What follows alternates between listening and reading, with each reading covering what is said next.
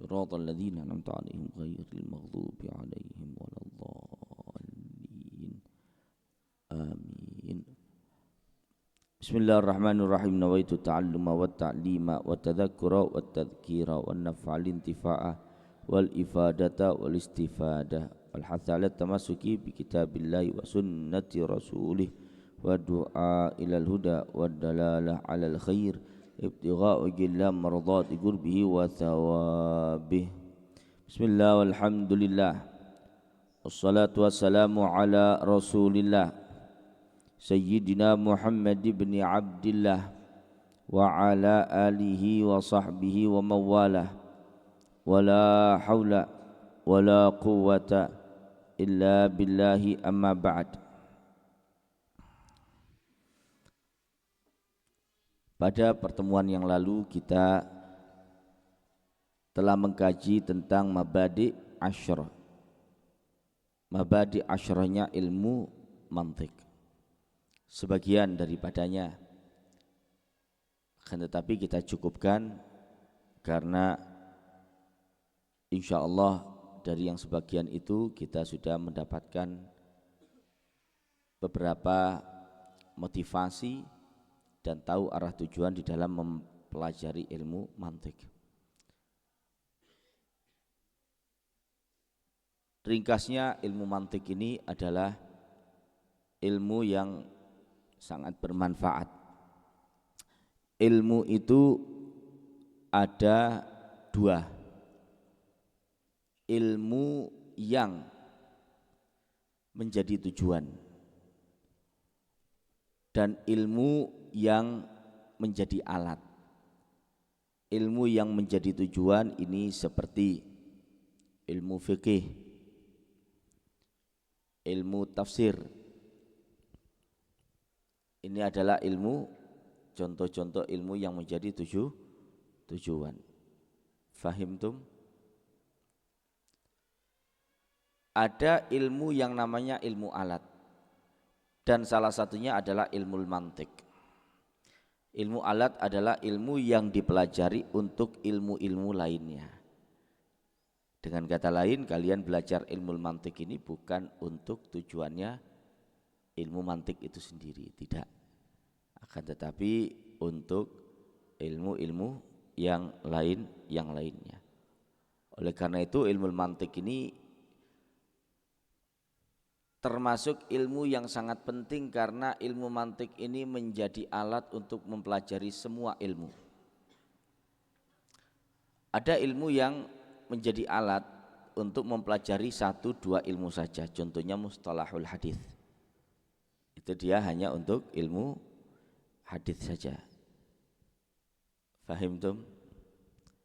Tapi ada ilmu yang dipelajari untuk semua ilmu-ilmu, yaitu ilmu mantik. Oleh karena itu ilmu mantik ini memiliki nama lain muqaddimatul ulum, muqaddimah ilmu-ilmu. Sebab mempelajari ilmu-ilmu lain yang menjadi tujuan itu membutuhkan cara berpikir yang tepat. Dan dengan mempelajari ilmu mantik ini, para santri melatih dirinya, melatih akalnya dan pikirannya menjadi pikiran yang benar, menjadi pikiran yang tepat. Dan dia bisa membedakan antara ilusi dengan nalar. Terkadang ada orang-orang yang tidak mampu untuk membedakan, sehingga kemarin contohnya apa? Mama Gufron. Mama Gufron ini ketika berbicara, para pendengarnya banyak yang setia mendengarkan dan mengikuti pengajiannya tanda kutip, itu mengira bahwasannya apa yang disampaikan itu adalah suatu nalar berpikir, hasil dari pemikiran. Nah, itu hasil dari khayalan, ilusi, waham. Fahimtum? Dan ilmu ini kalau seumpama dalam ilmu umum seperti ilmu matematika. Ilmu matematika ini harus dipelajari, karena kalau kamu tidak mempelajari matematika, kamu tidak akan mampu untuk sampai kepada ilmu-ilmu yang lain yang butuh kepada matematika. Ini namanya ilmu alat. Oleh karena itu hampir bisa dikatakan adalah suatu keharusan setiap penuntut ilmu mempelajari ilmu ini. Dan bukan cuma pelajari tapi menguasai, bisa sampai mutkin. Itu semakin mutkin semakin baik. Dan paling baiknya matan-matan di dalam ilmu ini ya apa yang akan kita pelajari ini, yaitu Nazam As-Sulamul Munawwaraq. As-Sulamul Munawwaraq, kecil, ringkas, akan tetapi di dalamnya ada terkandung ilmu yang sangat besar sekali, sangat agung. Oleh karena itu kita melihat kitab As-Sulamul Munawwaraq ini sangat masyhur di kalangan para ulama. Banyak sekali syurahnya, orang-orang yang mensyarahinya. Banyak sekali orang-orang yang berkhidmah kepada kitab ini. Di antaranya banyaklah kitab. Alkitab Sulamul Munawwaraq ini disusun oleh seorang alim alamah, yaitu Al-Imam Abi Zaid Abdurrahman bin Muhammad bin Amir As-Saghir Al-Akhdari. Abi Zaid Abdurrahman bin Muhammad bin Amir As-Saghir Al-Akhdari. Al-Akhdari ini suatu nisbah kepada gunung yang berwarna hijau di Aljazair, di daerah Aljazair. Jadi ini orang Aljazair. Al-Imam Abu Zaid Abdurrahman bin Muhammad bin Amir As-Saghir Al-Akhdari, atau yang kita kenal dengan Al-Imamul Akhdari, lahir di sana, lahir di daerah Aljazair, pegunungan Aljazair, pada tahun 918 Hijriah. Lahirnya tahun 918 Hijriah. Dan wafat pun juga di sana pada tahun 983 Hijriah. Berapa berarti usianya itu? 75 ya. 918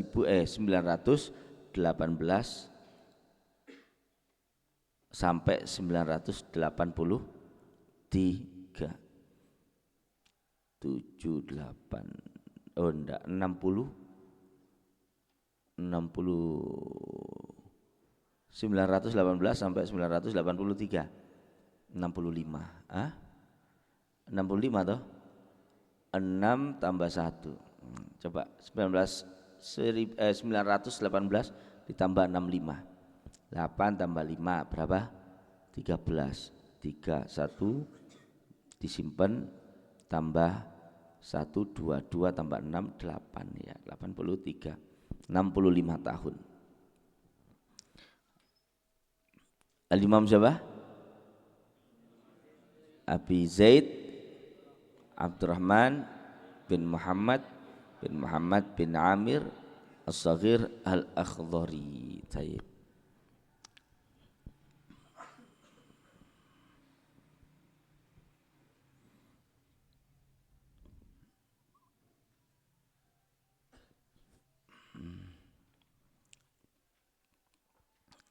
Baik, sekarang dibuka kitabnya. Bismillahirrahmanirrahim. Qala an-nadhimu rahimahullahu ta'ala wa nafa'ana bihi wa bi'ulumihi fid dharaini amin. Muqaddimah atau pendahuluan. Alhamdulillahilladzi qad akhraja nata'ijal fikri li arbabil hija wa hatta anhum min sama'il aqli kulla hijabin min sahabil jahli. Alhamdu segala puji lillahi hanya milik Allah, alladzi qad akhraja yang sungguh telah akhraja mengeluarkan atau melahirkan, memunculkan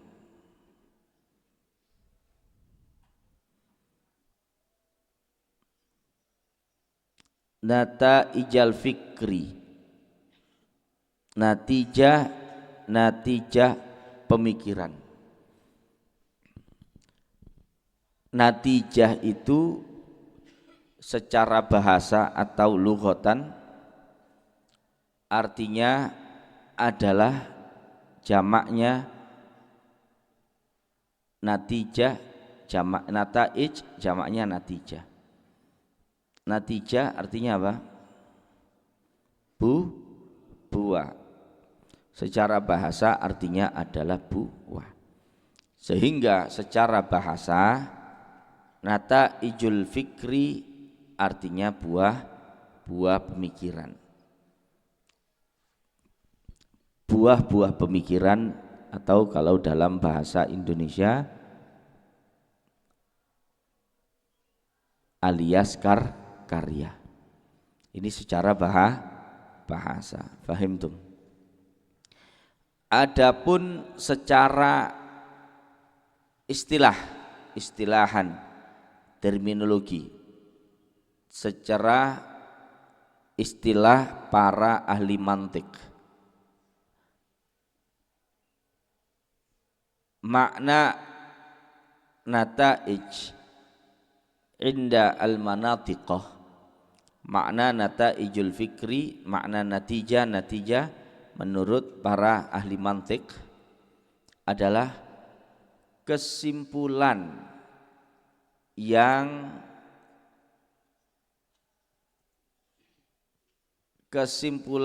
lahir akibat diterimanya kombinasi dua pernyataan. Ya, kesimpulan yang lahir karena diterimanya kombinasi dua pernyataan. Contoh, kemarin Nabi memberi contoh, misalkan pernyataan pertama, pernyataan ini biasanya namanya muqaddimah. Kalau dalam istilah lain di buku-buku umum istilahnya premis, ya.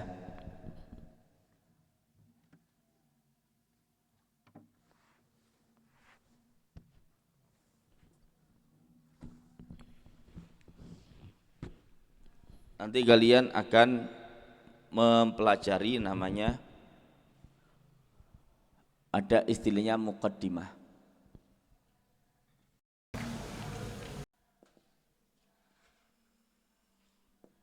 Muqaddimah nanti kalau sudah sampai bab qiyas di akhir-akhir.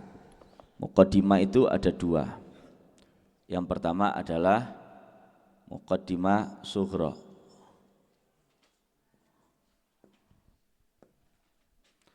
Yang kedua muqaddimah kubra.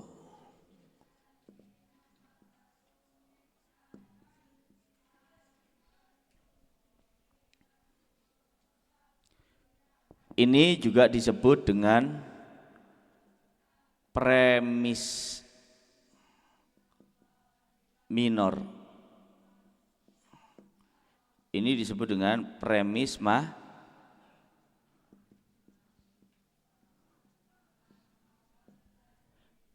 dua ini yang dimaksud pernyataan. Tadi apa? Natijah adalah kesimpulan yang lahir karena diterimanya dua pernyataan. Dua pernyataan itu yang pertama adalah muqaddimah sughra atau premis minor, yang kedua adalah muqaddimah kubra atau premis mayor. Karena diterimanya dua ini akan lahir yang namanya natijah.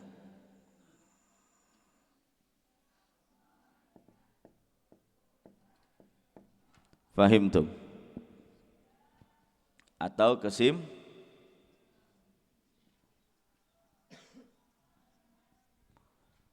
jelas ya? Contoh premis minor atau muqaddimah sughra alias pernyataan yang pertama. Negara terbelakang adalah negara yang kemampuan literasinya rendah atau minat bacanya rendah. Sepakat atau tidak? Sepakat. Oke. Negara terbelakang adalah negara yang minat bacanya rendah. Sepakat dengan pernyataan ini. Kemudian pernyataan yang kedua alias muqaddimah kubra atau premis mayor. Indonesia adalah negara yang minat bacanya rendah. Ya, contoh negara terbelakang adalah negara yang masyarakatnya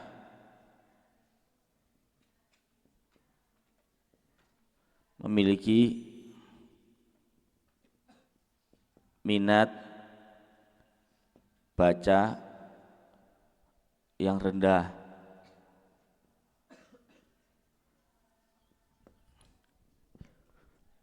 Terus muqaddimah kubronya masyarakat Indonesia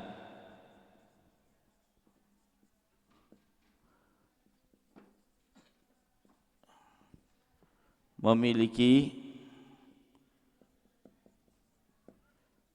minat baca yang rendah. Ketika kamu menerima dua pernyataan ini, maka akan muncul dengan sendirinya satu natijah. Apa natijahnya? Negara Indonesia adalah negara terbelakang. Otomatis kan? Paham tuh? Ini otomatis. Contoh lagi yang sering dipakai di dalam kitab-kitab akidah.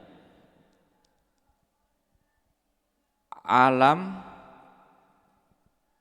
adalah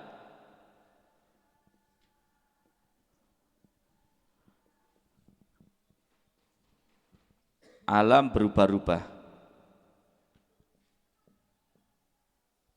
Sepakat? Alam berubah-ubah? Ya, oke. Perkara yang berubah-ubah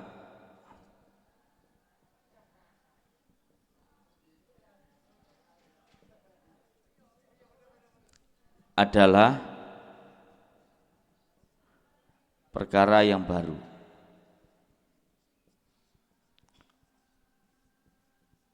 Baru itu artinya, hadis itu artinya memiliki awal. Ada setelah tidak ada. Sepakat? Perkara yang berubah-ubah adalah perkara yang baru. Nah, berubah-ubah artinya kan habis ada tidak ada. Kalau ada terus ya namanya tidak berubah. Kalau tidak ada terus namanya tidak berubah. Kalau berubah kan pasti ada tidak ada. Iya toh? Nah, kalau kamu sepakat ini, maka akan muncul satu natijah. Apa itu? Alam adalah perkara yang baru. Paham ya? Ini namanya nataijul fikri. Secara istilah al-manatiqa atau para ahli mantik. Fahimtum?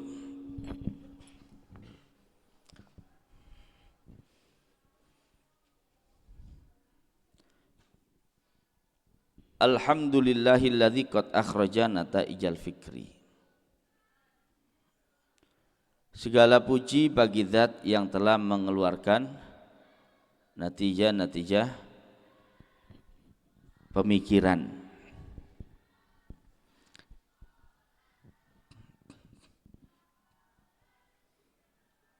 Sekarang al-fikru, nataij sudah, artinya secara bahasa lughatan etimologi artinya buah, berarti buah. Tapi secara istilah atau terminologi bagi para ahli mantik, dia adalah kesimpulan yang lahir karena diterimanya dua pernyataan.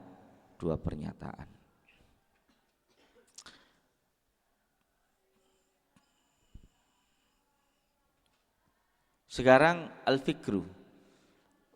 Ma huwa al-fikru? Al-fikru huwa harakatun nafsi. Al-fikru huwa harakatun nafsi. Apa artinya harakatun nafsi?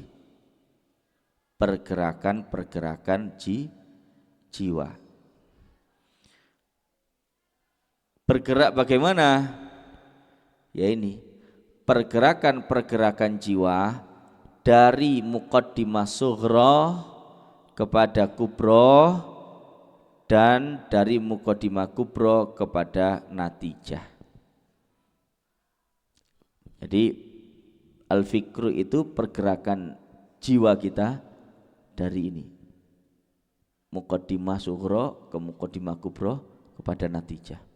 Ini namanya al-fikru.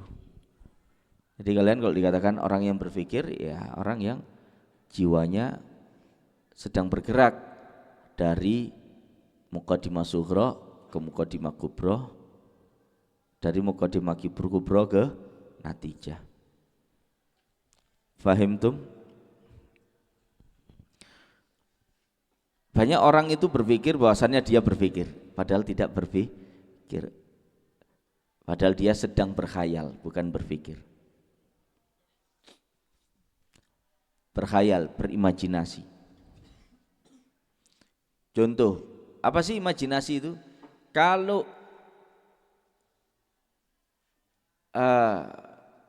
pergerakan jiwa dari satu muqaddimah, yaitu sughra ke muqaddimah kubra sampai kepada natijah, itu dinamakan berpikir.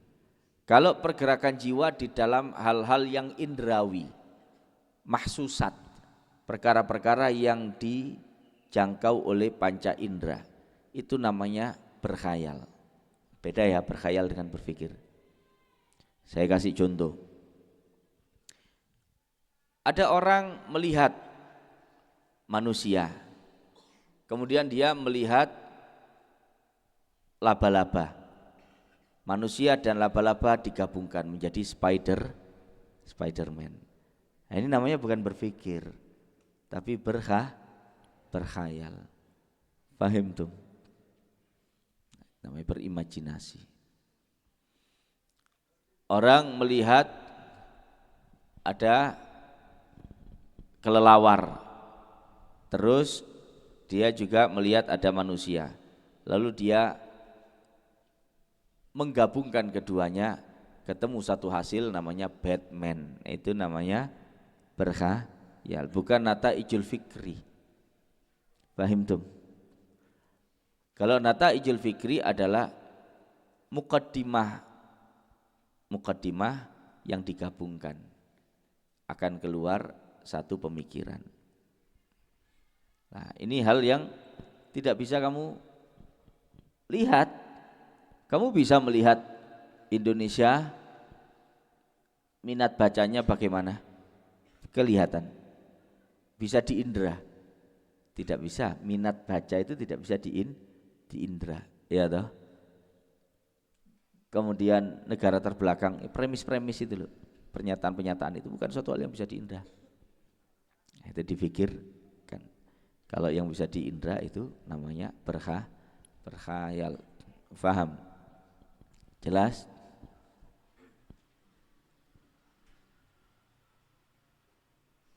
Papan tulis ini kira-kira hasil pemikiran apa hasil khayalan, imajinasi? Pemikiran. Salah, ini hasil imajinasi. Dia melihat ada papan tapi susah untuk berdirikan, bawanya susah. Kemudian dia melihat manusia ada kakinya. Atau dia melihat ada gapura, oh ada kakinya, dikasih kaki gini. Kemudian dia melihat ada, kalau kena angin goyang-goyang, dia melihat ada sesuatu yang dikencangkan dengan jepitan, dikombinasikan lagi di sini. Hasilnya adalah papan tulis. Ini bukan hasil pemikiran, tapi hasil imajinasi. Fahim tum?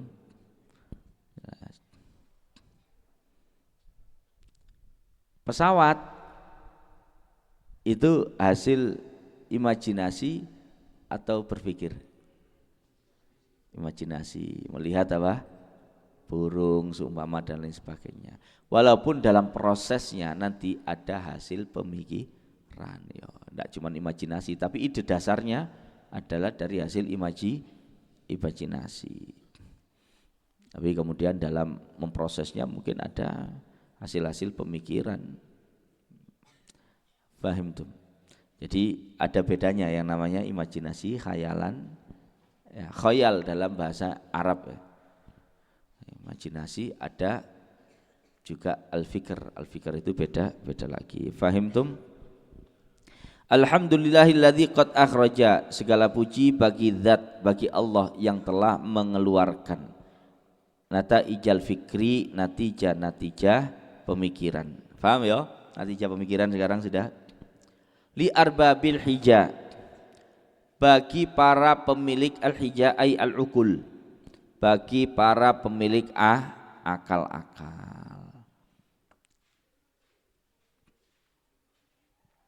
Bagi para pemilik akal-akal.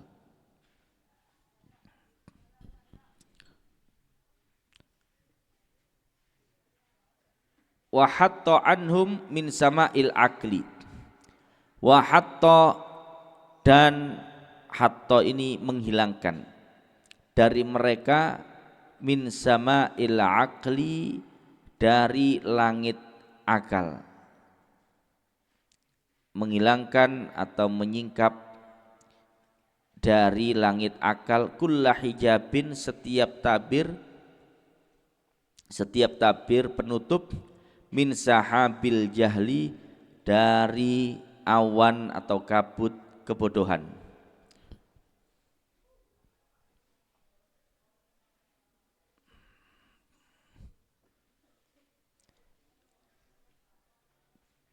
Artinya, dan yang telah menghilangkan setiap tabir penutup, yakni kabut kebodohan, dari langit akal pikiran.